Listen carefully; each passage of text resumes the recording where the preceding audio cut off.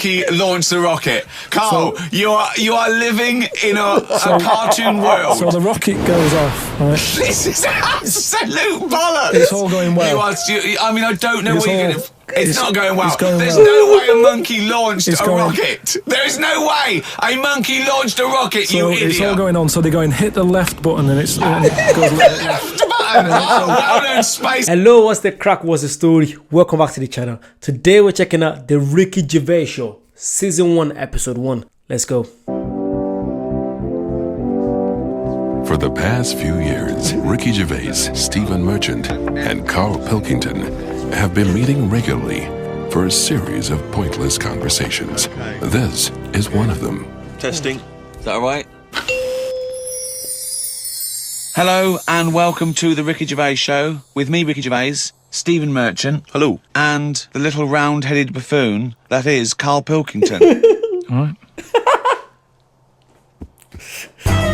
I'm sorry. That shouldn't be funny, but just when you're used to him, anything he says is just funny. I'm sorry about that. That's not funny, but it is funny to me. It should be funny to you if you're a fan of Carl Pilkington. Let me know. Was that funny to you? Now, you probably know me from such works as The Office and Extras, Stephen being my co-writer and co-director on those things.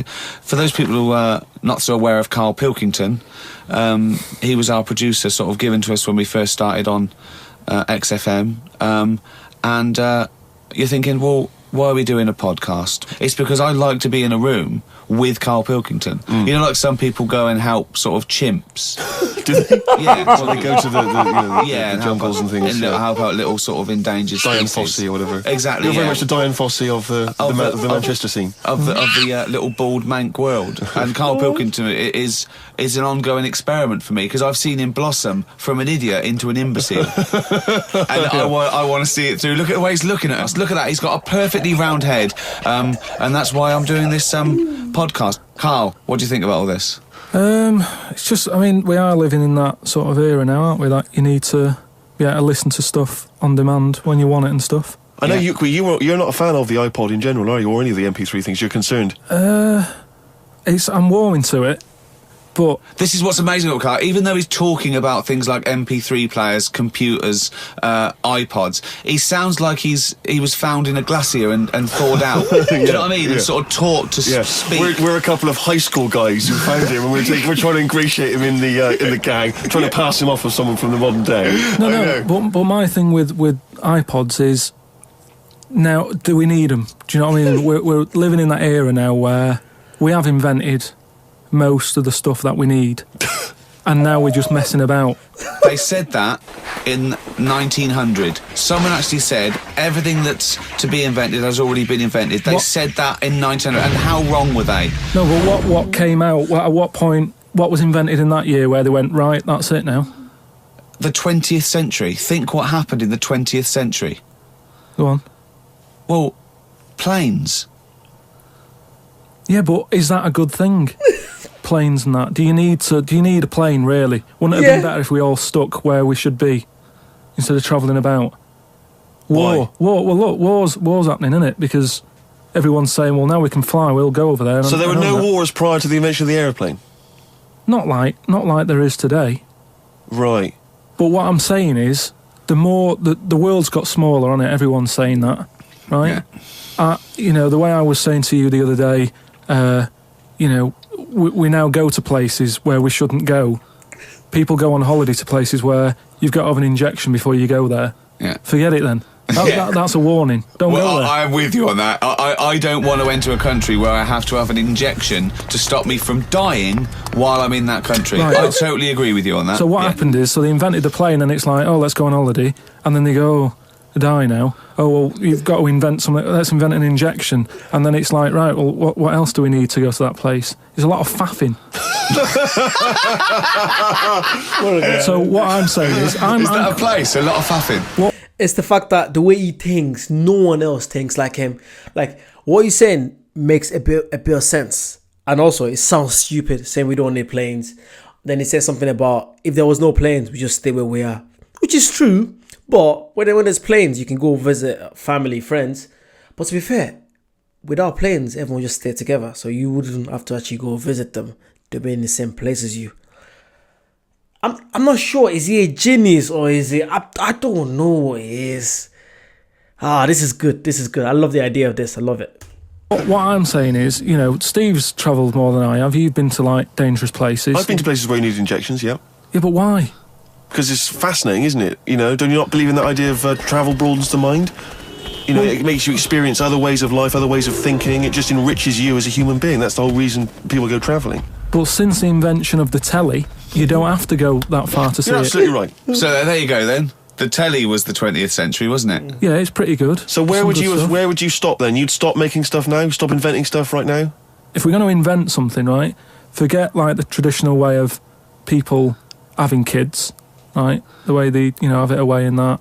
What do you mean? What do you mean? No, like the way that, we have kids and stuff. If it'd be good if what happened was to control it is if man and woman, right, they're born and that, they enjoy their life, they learn a lot, they live to be about 78, I think, by that point. So specific. Yeah, 78, No, yeah. but by 78, I reckon you've sort of got to that point where you go, do you know what, I've done everything I'm going to do. If you haven't bungee jumped by the time you're 78, you're not going to do it. You know what I mean? So it's kind of like... Your hips come off. You've done it all now. Yeah. And then you die, right? So, say if everyone had that, they live to be 78. But then, just as you die, you have a little baby inside you. And as you die, your life carries on. Sorry. How is this happening? Sorry, are you mental? No, but don't you think... I mean, what? I've never heard such drivel. You're saying that, but if Newton said it, you'd go, interesting. That's what annoys me. The point is, Carl, he never would. He'd never say it. That's the point. If you never say it, I don't understand what you're talking about there. How was it? How is there a little baby in a 78-year-old? No, what I'm saying is it's like an apple where the apple grows and it's got its little baby pips in it, and the apple goes and the seeds are planted and a new one's born. But that's what happens. But that is what reproduction is. Yeah, but I'm saying babies aren't being born left, right, and centre. It's controlled so that as someone dies, someone's born. But Carl, stop. Whose responsibility is this? If you don't want to do it, we won't do it. But is it supposed to be nature? Has nature got to develop humans so that we act that way? We live that way? Or is this a scientific experiment? He said to you then, he said, look, if you don't want to do it, we don't need to do it. Like, if you were up for it, we'll sort it out. We can do that. We'll have a wit round so we can do the research. I just think, at the end of the day, we've got to do something. And is anyone keeping an eye on this and looking at what we can do next to control the population thing? It does my head in that I've got to live in London for work and what have you. And there's loads of people here. And, forget going out on a Saturday night, it's too busy. And you can't move and they keep... I mean, what annoys me about London is... So your solution is that 78-year-old women have little babies inside them. And as they slip away into death, the little babies... And how is that baby then raised? Who looks after the baby? Because it's a pretty good system, having a baby while you're young enough to look after that baby and make sure it lives to, reproductive age itself. I mean, that system's been working for years. Nature's sort of sorted it out. Natural selection and evolution sort of makes that a good model. But wait a minute, nature. Pop that on hold, because Carl Pilkington's got an idea. Yeah. It was that's what it was, just an idea. Yeah, well, it was nonsense. But thank you for it. The worst I mean, it was the ramblings of someone you'd find by themselves in a hospital eating flies. This is the sort of thing you find when if they find maybe a pamphlet or a booklet written by a psychopath. Someone just before they went on a rampage and then turned the gun on themselves, they go through their possessions and they find a book and it's got weird drawings, women with knives in their face, and this kind of garbage. In fact, I saw a similar sort of theory written out on a wall, but it was written in shit. Yeah. No, all I'm saying is, I think it's when people die normally, everyone's fed up about it, aren't they, and a bit down. But if when you pass away, you go, we're going to miss Gladys or whatever. Gladys. Then there's this new life brought in. It's almost like a bad news. But you're talking about it like someone could pick this idea up and run with it. Like you've given them enough information. Yo, and it's the fact that I think he's being serious right here. I think he actually means it, which is the scariest part. It makes no sense what he's saying, but it's the fact that how are you able to think of this? that alone is genius. The fact that your brain works this way is genius, I think, anyway. But yeah, what a guy, what a show. I'm not sure how many seasons there. Let me know how many seasons and how many episodes. I hope everything's on YouTube and I can check it out. I can't wait for that. Just be able to react to this for the first time. Oh, it's like when I found The Office for the first time. Watching it, I couldn't stop laughing. Anything Ricky Gervais does, I absolutely love it. So far, so good. I'm loving it. To do it. How is this possible? Where does she get the baby from? Why does it grow? Why grow it in Gladys's belly? Why not have it in a drawer? Ready to go? Just add water. I mean, who looks after son of Gladys? There is no theory here. There's no. It's the ramblings of a madman. What I'm saying is, though, the body's always changing, innit? From caveman to now or whatever. In some cases, and they're always finding out more and more. Like I read the other day about how. They're saying, do you know, like they say, people have 6 senses? Yeah. There's loads more than that. Right, and there's this one. I say, show me that you've got one. No, right, and there's this one that's knocking about. Go on. That what it is. Say if I'm in a pub, right, and I'm just doing a crossword or whatever. Unlikely, but go on. And there's some woman who's walked in, right, and she's staring at me. Yeah. I know she's looking at me, and I look up and I look round, she's looking at me. Right. And they're saying that's a new sense that they found out from, like, you know, doing tests and what have you. Yeah, it's rubbish. And they're saying that's been around since like man and dinosaur was knocking about. They've stopped. No, they've explained it. I think it's safe to assume that, you know, that with your perfectly round head, people are always stopping and looking. No, but they explained it. You just know that there's probably going to be someone there if you look right. They said it's from the time when, like, caveman was, like, wandering about, and he'd go, hang on a minute. And he'd look round, there's a dinosaur there or whatever, and he'd leg it. This is nonsense. I hate it when people use the term when caveman was wandering round. Caveman and dinosaurs, they used to live together, yeah. Oh, that's the same era. Yeah. What have you been watching? Raquel Welch? What do you mean? Well, what do you mean caveman wandering, knocking around with a dinosaur? You know the Flintstones is only partly based on fact. Dinosaurs and man did not coexist. The dinosaurs had long gone before man arrived. Extinct. Kaput. You don't believe us? Well, you don't believe it because you've seen... Because you saw that film where they took pictures of lizards and magnified them and put them next to men in films so they looked like they were fighting. Yeah. No, but why couldn't that have happened? What is the film with Raquel Welch? A Million Years BC. A Million Years BC or something. A Million Years BC. Brilliant. Yeah. Yeah. No, but... She had a sort of woolly mammoth bikini. Fact. But why wasn't the dinosaurs back then just like how we have dogs now, in a way? He's watching the Flintstones. He's thinking of the Flintstones. Yeah. That's what he's thinking. When he puts out the saber-toothed tiger. Yeah, and he mixes his concrete in a pelican. Yeah. I just think that there must have been a crossover point. Why? Yeah, it's literally, all you have to do is literally sit down and just hear him talk. You can come up with any random situation because they're literally feeding him little tiny stuff and he's just coming up with the craziest stuff. Like, he's so easily, you know, you can just get a lot of him so easy. I don't know what kind of a human being thinks this way. Like, each time I watch any episode that involves him, I'm like, how do you even think of that? God. Why did you say that? Why do you think there must have been? There must have been. Because if nothing was knocking about at any point, how did anything carry on? I know. Exactly. Why didn't Hitler meet Nero? It's weird, isn't it? There must have been a crossover. They must have met somewhere. They must have met at a party somewhere. They mixed in similar circles. Yeah. They must have bumped into... I can't believe it. I forget it. Oh. Well, now time for one of our regular features. Monkey News. Do the jingle. Oh, chimpanzee that monkey news. What we're doing here is just giving you a bit of monkey news that's gone on, right? Where a monkey's been involved in it. Good little story in that. Yeah. Are you familiar with the one that went into space? The first sort of thing they ever sent up there before man did it and all that. You see, this is what annoys me with it really. Armstrong gets all the glory, but do you know who went up there before him? A monkey. Yeah. And what happened is they taught it what buttons to hit at the time it needed to hit them, And the way they did this was like give it bananas. It was like hit the red button, and it hit the red button. They'd give it a banana, Right. and they go right. Reverse is the green one. Hit the green one, and then they do that and go there's a banana, and then they go right. Hit reverse, and it go and get a banana. Hit the red. So it was taking commands on like headphones. Right, but how are they Is giving that it the how you banana? learn to do radio? How are they giving it the banana? What do you mean?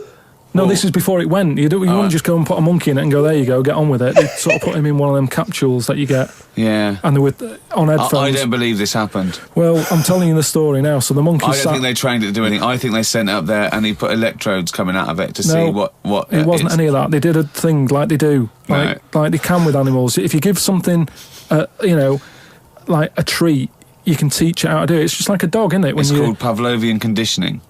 However, that was to see if it would salivate or go over to a particular corner, not if it could control a spacecraft. Next one up. It's the next one up. As far as the monkey's not sat there going, oh, I'm a bit under pressure here, it's a rocket. All that's knowing is, I'm getting a banana if I hit that button. That's all the monkey's thinking about. Right? They wouldn't put billions of space But dollars. how can they be sure that it's going to press the button at the right moment? Because it's got headphones on. It's not like willy-nilly. It's not just like pop it in there. Willy-nilly, who's that? Well, what's to stop it from just hitting it any old time? Because it's a monkey and it's not a human. Because he's trained now. But it's anyway, trained. so It's fully listen, trained, yeah, go So on. what happened is, anyway, Oh, this is absolute rubbish. they pop the monkey in there. Yeah. He's got his headphones on. They go in, right, hit the green one. And I think there's something there that a little banana comes out to keep the same. No, you're making this up. I'm not. It's the same. There's no way that they made a so spacecraft they can- that had a banana dispenser. There's no way in this world that they made a spacecraft that could go into outer space, right? So what- so manned you're- so by a you're- monkey with a banana dispenser. So you're saying that it's easy to send something up to space, but you don't believe there's a little banana machine. Right, okay, So it comes to the launch day. Monkeys sat in there. Everyone's ready. Bananas are stocked up and all the rest of it. They go, right, hit the green button. Right, and the rocket goes off and what have you. No, they would not make the monkey launch the rocket. Carl, you are living in a cartoon world. So the rocket goes off, right? This is absolute bollocks. It's all going well. I don't know It's what you're all- going to... It's not going well. it's going There's well. no way a monkey launched It's a going- rocket. There is no way a monkey launched a rocket, So you idiot. it's all going on. So they go and hit the left button and it goes Left button. Oh, well-known spacecraft command. This is Houston. Hit the left button. Oh, brilliant. This is what happened in Apollo 13. Hit the left button. So it you goes left. Yeah, it goes left. So it goes left and it's going well. Left. It goes left. Yeah. No, the moon. You're going right. It goes for the moon. Everything's going well. Right. They get up there. It does whatever it does. Hit reverse. It comes back. Right? So then You are, honestly, you are brain dead. So it's you are long- one of the most stupid people. That I would rather have the monkey drive me listen. home than you. So the thing is, so it lands back. Yeah. It does a good job and everything. It gets out. And this It's is sick of bananas. This is where it turns a bit sad because after it's done that mission, right? Because it happened and it was all safe and everything. The next one would have been to send man. Right. So the monkey enjoyed it and it was like, well, I want to do it again, right? But they were like, So how did they know that? How did they know he wanted to... just the way it looked and what have you. It was like, Fuck off! Just the way it looked! So- you are a maniac. so the thing is though, right? So after it had done that, it was on such a high, right? Yeah. It could never get that high again. There was nothing that it could do. Went on tour, did it? It sort of ended up killing itself. What the? Because it could never get that buzz that it Right, got. that was absolute bollocks. None of that is true, except they sent a monkey into space, and I'll check that. Absolute drivel. So in your mind, it committed suicide. It went on a crazy bender, drinking drugs and women. And like then, it does happen. You and then hear it was about found it. in you a hear about motel it. room.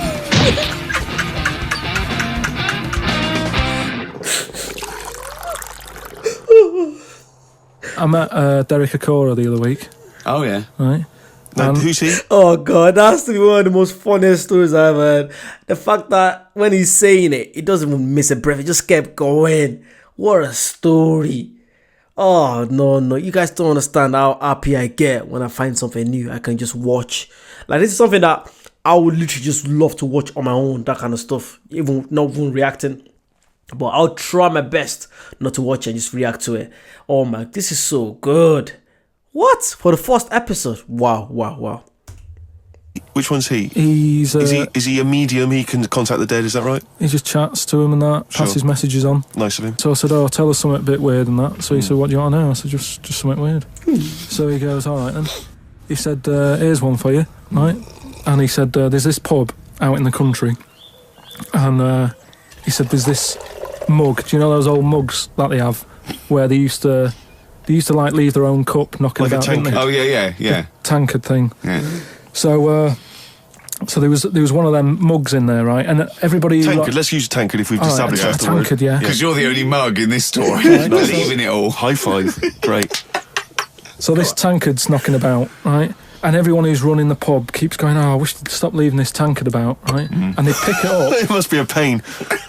Having a tiny, small tankard in a pub. That must be a real grind. So every time they sort of picked it up and went, we'll have to wash that, and they popped it on a different sideboard. Next thing you know, that person who's touched it died, right? Sure. So They must have been getting through bar staff. So they kept getting in new staff and that. And they were like, oh, what's the connection here? Right? What's the connection here? Oh, God. So they get a vicar in. Of course they do. And they go, look, there's a lot of weird stuff going on here. This tankard, every time someone touches it, they die. So he said, leave it with me. He gets his special water out and what have you. He comes round, does a little prayer, sprinkles it. He goes, right, not a problem, don't worry about it. He picks it up, chucks it in the bin. Guess what? What? Dies in a crash on the way. Because he picked it up. But Carl, you're telling me this like it's fact, and I'm meant to go, that's amazing. Cora, he told me. Carl, I have no opinion of that story other than I'm pretty sure there was absolutely no connection. Sorry, this brings so much joy to me. I don't know anyone else out there. Just watching this guy and watching Ricky Gervais and Stephen Merchant, Carl Pilkington just brings so much joy. Just like, I feel like it's a different kind of laughter. It's not like your usual comedy stand-up that you listen to. It's just different because he relates. Because this guy is someone that you might know. Like, he's not trying to be funny. He's just saying this random stuff and it's so funny, and that's why we really enjoy it. I love this kind of stuff. It's beautiful. Connection between touching the tankard and him dying. That's all I'm sure of. It's not just him, though, is it? I'm not going to even contest the chain of events. All I'm saying is there is no connection. There is no connection possible because I believe in logic and the laws of the universe. Yeah, but what I mean, you never pick up a vibe of... Like, I've got a mate, right, who is living in this big stately home, right, and he's living in there now. He pays £100 a month. There's about 80 rooms. Gee. And it's this big stately house and what have you. And I went down there. He said, oh, come down and have a look, right? And from outside you go, oh, this is brilliant. It's like something out of, like the Man of Born or something. You go, this is impressive. But then when you get in, it's like, it's a wreck. And we go in, and all the floors are like a wreck and rotten and stuff. And I looked at the wall and there was like a little piece of paper stuck on the wall, right? And I said, what's this here? So I wandered over, right? Got right up close to it, and somebody had roted. Somebody had roted? Oh. Somebody had roted. Right, go on, sorry. So there's a little sign there, right? And I go up to it, and it says, flies, right? With an arrow. Flies this way, right? I think that's a bit weird. So I follow the arrow, right? Which goes to this corner where there's a shelf. About 3,000 dead flies on it. Oh my God. Condom stuck on the top. That's weird, isn't it? That is weird. That is weird. Right? So I'm looking at that, and there's loads of stuff on the floor and that bits of paper. Picked up this bit of paper, right? And it had, like in biro and that, it looked really old, like it'd been there years. And it had something like, need nappies, dummy, right? Blankets, okay, all this, like, all stuff for, like, and I turned it over, right, and it said, none of this now needed, baby dead. Right. Now that's weird, isn't it? Now that's what I'm talking about. When you get a bad vibe, you go, that's who's been in here. It's bad vibe. It's just based on the fact that your mate's in charge. Yeah, that's terrifying. I mean, yeah, so it's like saying, are we scared of the dark? Yes, I understand why people are scared of the dark. I'm a little bit scared of the dark. You're walking along. Because you don't know what's in it. Yeah, you don't know what's in the darkness. That's why people get nervous. It doesn't mean you have to make the leap then that you've got some paranormal sense. Oh my God, I'm Carl Pilkington, and hang on, just like Derek Acora, I have sensed something strange and evil in this room. Wait a minute, there's some flies in a condom. I was right all along. That is weird. Flies in a Johnny equals badness. the flies in a condom was weird. It's weird. I don't know. But the note. Yeah. I just think of his face when he saw that, reading it by torchlight. You must have been terrified. It's a bit odd, isn't it? Oh no, that's it. Oh, that was so good. Oh my God. Wow. I'm just glad I can find something that it's not. I feel like it's probably similar to Idiots Abroad. The only difference is the fact that it's made different people, while this is just him in a room with Ricky Gervais and Stephen Merchant.